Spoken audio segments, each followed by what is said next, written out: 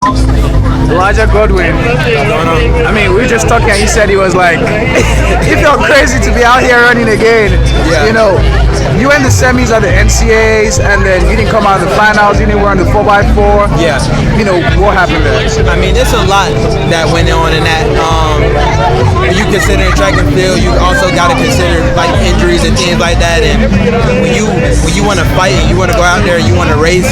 A lot of the time, you can like be numb to a lot of things, and something can be bothering you way more than you really realize. And there's a lot of people that's put in place to make sure that you don't make those mistakes and go out there when you're not supposed to go out.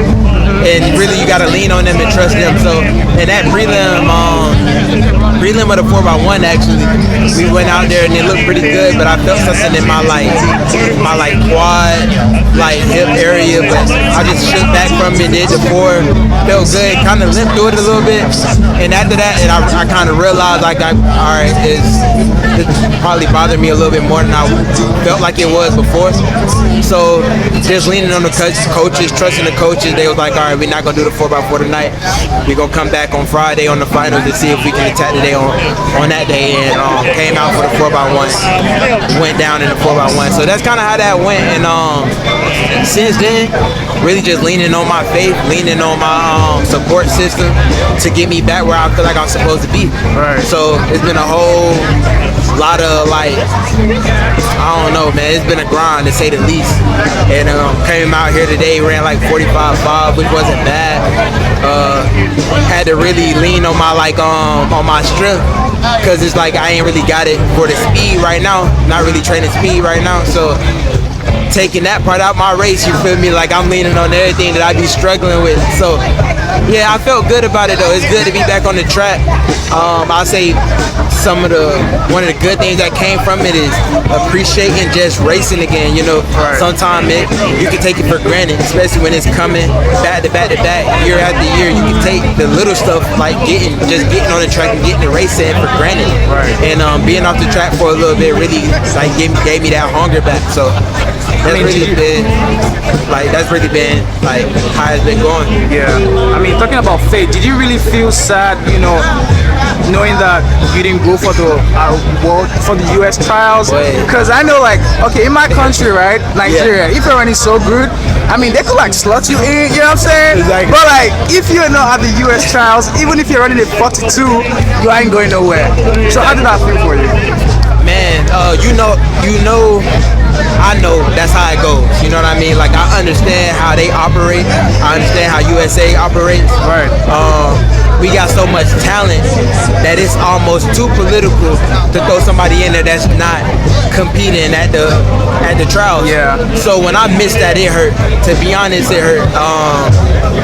There's no other way to put that. I felt how you think I would feel. Yeah. I spent those 3 weeks between USAs. The 3 weeks between nationals and USAs, I was just trying to get ready for it. I was planning on trying to run. When we got to that point, I knew I wasn't ready. That's the part that hurt the most.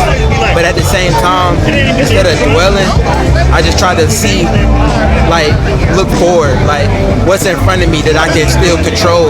Like, once the decision was made that I wasn't running this, I can't go back and change that. So, what's in front of me that I can go out there and chase? Right. And that's kind of what I did to keep my head up high, like keep my head above water, to keep my mentality, like to keep my confidence high.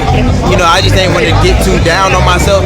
But at the same time though, it hurt though. It definitely, you gonna feel it because those are meets that you know you can't miss. Right. You know what I mean? Even when you got NCAAs in June, it's USAs, those are the meets you really don't want to miss. I mean, I've had experiences where I didn't make the final at NCAAs and then made the Olympics.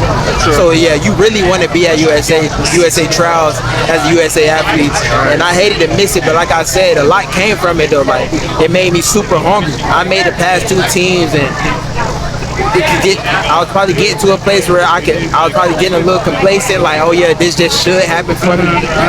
But missing out on that, I think it's gonna definitely propel me forward for the Olympics though. Right. I mean, you have constantly run 44s in the last 3 years. Yeah. You know, what do you think you need to do differently, you know, to tweak that 43?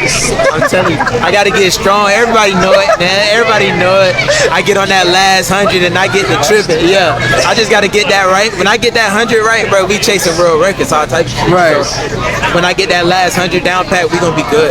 Because I mean, and people complain about the hands. I run the 400, right? Yeah. I might not be as fast as you are, right? But I can tell like that last 100. Bro, look, I'm like 200 pounds, bro. You gotta give me a break, bro. Like, I'm struggling, but like with the right training though, with the right like enthusiasm, you take it into like, you really gotta get that done in the fall.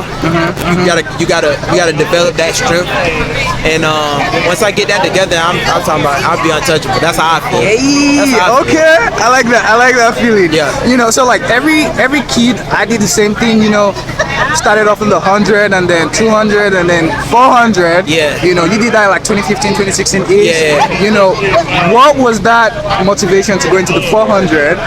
And yeah. Honestly, it was like a coaching decision. It wasn't my decision solely. It was me. I had two guys on my team that was really good, and we were supposed to be carrying our team to a state championship, which we did go get. But at the end of the day, he was 100, 200 running. I was 100, 200 running. And we didn't want to combine points in both our individual events. So it was like if Elijah can go out there and control the 4, he control the 1, and we both come together in the 200, it'll give us more points. Right. So at first it was just that. But then when I started doing it, I actually enjoyed it better than I enjoyed it more than the 100 and the 2, because what the 400 do for me, I feel like I got control. You know what I mean? Like, it was just, I felt like I was more in control over what I was doing in the 400 just because it was a longer race. So I kind of like gravitated to it more after it was just something for points. I was like, nah, I like this and I'm gonna stick with it, and just went from there. All the best, my guy. I appreciate it.